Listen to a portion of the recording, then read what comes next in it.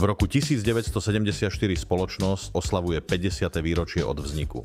Povojnové hospodárske oživenie však končí vďaka ropnej kríze.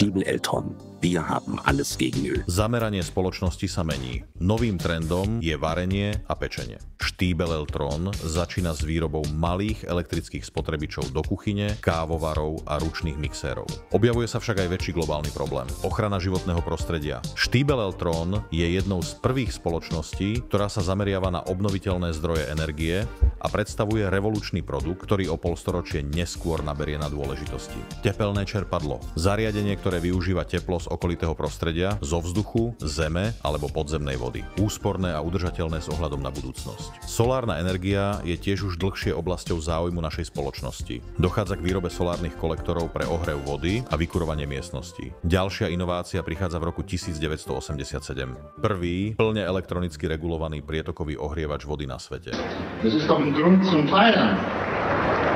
S koncom studenej vojny a pádom Berlínskeho múru sa postupne otvárajú nové príležitosti. Vznikajú nové distribučné centrá vo východnom Nemecku a východnej Európe.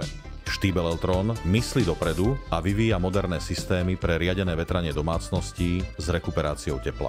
Rekuperačné jednotky zaručujú zdravú vnútornú klímu a sú mimoriadne energeticky účinné. Spoločnosť zároveň pracuje na ambicióznom zariadení, ktoré kombinuje všetky základné funkcie technických zariadení budov. V roku 1999 je na trh uvedený produkt LVZ, prvé integrálne zariadenie na svete, ktoré zahŕňa funkcie vykurovania, vetrania a prípravy teplej vody.